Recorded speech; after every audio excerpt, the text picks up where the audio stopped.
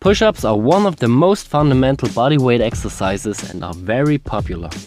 The movement is simple, can be done everywhere, and it's very effective because you are using a lot of muscles at the same time. Sounds good, right? The problem is that a lot of people concentrate on quantity instead of quality when doing push-ups. To avoid this, you should focus on these 4 points to make your push-ups perfect. Let's start straight with the number 1, the body position. A push-up is not only a triceps, chest and shoulder movement. Most people neglect their tension in the abdominal muscles, the hips and the legs.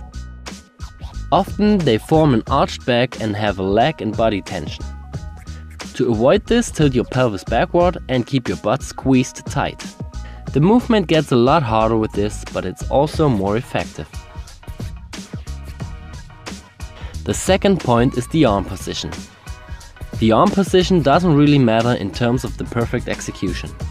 A perfect push-up can be done with a wide or a narrow grip, but it's important to place your wrists in a nearly vertical line under your shoulder when you do the standard push-up.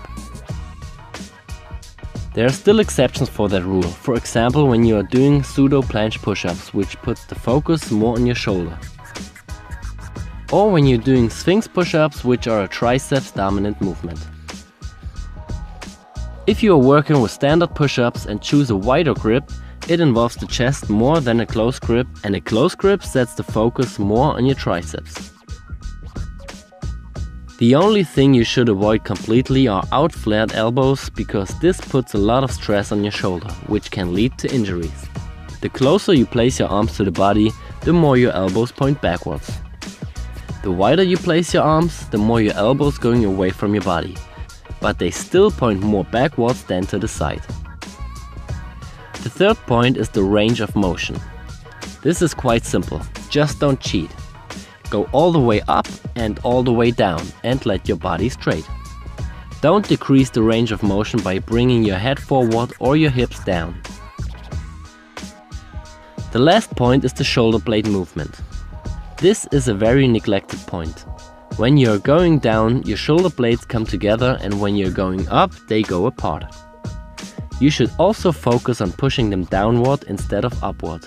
But don't forget, there's still difference between a passive and an active way of this shoulder blade movement. If you are too weak in the shoulder girdle, your shoulder blades come together because you are not able to hold your body against the gravity. You can see this especially at the top of the movement.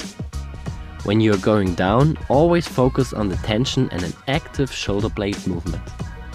Don't let yourself fall down into your structures.